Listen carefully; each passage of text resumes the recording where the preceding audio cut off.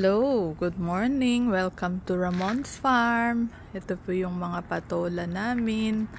Sana lumaki na kayo para ayun ang gaganda ng nila, bulaklak. Makikita nyo din yung kanilang tubo. Ayan, palabas na siya. Kunti pa. Yan, may alugbati din. Ito po yung zucchini. So, yung zucchini, galing siya dun sa flower. Palabas na rin siya. So, sabi dun sa nakita ko, kasi kanina, front-facing sila lahat, i-backwards daw. Tapos, binawasan ko siya ng mga leaves. Ayan. Ito din, meron kaming talong, pero kukunti pa, pero pahingi, namumulaklak. Ito, medyo matagal na din siya dito. So, I think ganito na siya kalaki. Ganito na lang. Ayan, para gugulayin namin. Ayan, yung mga bulaklak ng zucchini. So, dyan lalabas yung zucchini sa may flower buds. May grapes din dito. Ayan.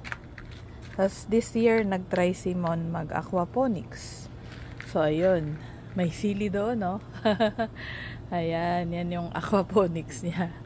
So, dito naman ang ating beans garden. Ayan, maraming bulaklak. So, ibig sabihin, marami nang palabas na mga beans. Kahapon may nakita na ako dito eh. Ayan, no? Malalandi na sila. Ito yung favorite ko. Yung pang sigarilyas, bataw, parda. Ayan, ang tawag. Ito masipag po talaga siya. Once na nakabuelo na siya, marami siyang marami siyang mga pruta.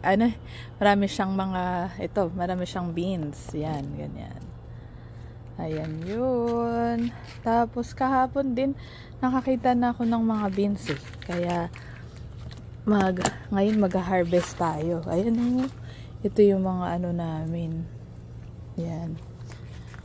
Maganda yan eh. Kasi ito lumalabas pa lang yung mga beans natin. Yan, palabas pa lang sila. Nakakatuwa. Medyo po kasi ngayon, rainy. Tapos, ngayon lang siya yung mainit na mainit. So, ngayon pa lang tayo talaga makaka-expect ng ayan, maliliit pa. Pero, mix and match kasi ito. Ito yung bean section nung taniman ni Mon. Ayan you can see the beans there.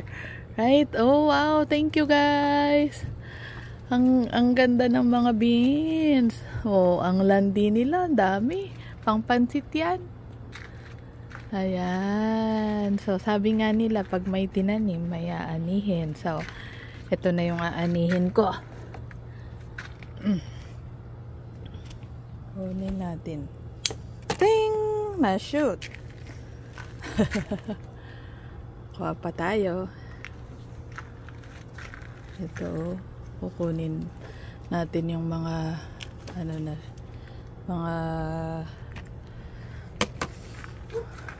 ito matured na siya. So, harvest natin. Pwede na itong gulayin. I-add ko to sa pakbat ko mamaya. Okay? Ito yung tuwang-tuwa ako na nag-harvest pagka kasi kakatuwa. Ayan, tapos ito. Okay. See you again next time.